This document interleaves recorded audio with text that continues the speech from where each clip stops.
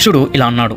ఇక అయిపోయావు, మరణానికి సిద్ధం అన్నాడు అక్షుడు. తదాస్తు అన్నాడు హనుమ. వేగంతో విజృంభించాడు. తన గొంతు పట్టుకుని గాలిలోకి తీసుకువెళ్లాడు. ఆ ఒత్తిడికి తట్టుకోలేకపోయాడు అక్షుడు. ఎంతో పైకి తీసుకువెళ్లి కిందకు విసిరేశాడు. కింద పడిన అక్షుడు కాళ్ళు చేతులు విరిగి రక్తం కక్కుని చనిపోయాడు. అక్షుడు చనిపోయాడని తెలిసి దుఃఖించాడు రావణుడు. కోపంతో ఉక్కిరి బిక్కిరయ్యాడు. సభ భవనంలోకి వస్తున్న ఇంద్రజిత్తును చూశాడు. కుమారా, నీకు అన్ని అస్త్రాలు తెలుసు. దేవతలకి నీ పేరు చెబితే చాలు పరుగు తీస్తారు. ఇంద్రుడిని ఓడించిన వాడివి, బ్రహ్మదేవుని ఆరాధించి దివ్యాస్త్రాలన్నీ సంపాదించిన వాడివి. ముల్లోకాల్లోనూ నిన్ను మించిన వాడు లేడు. నా అంతటి వాడివి నువ్వు అన్నాడు రావణుడు. ఎవరో హనుమంతుడంట అశోకవనంలో ఉన్నాడు. వారితో పోరాడి మన కింకర్లు హతమారిపోయారు. నీ తమ్ముడు, నా ప్రియ కుమారుడు అక్షుడు కూడా మరణించాడు. పోయిన వారంతా ఒక ఎత్తు, నువ్వు ఒక ఎత్తు.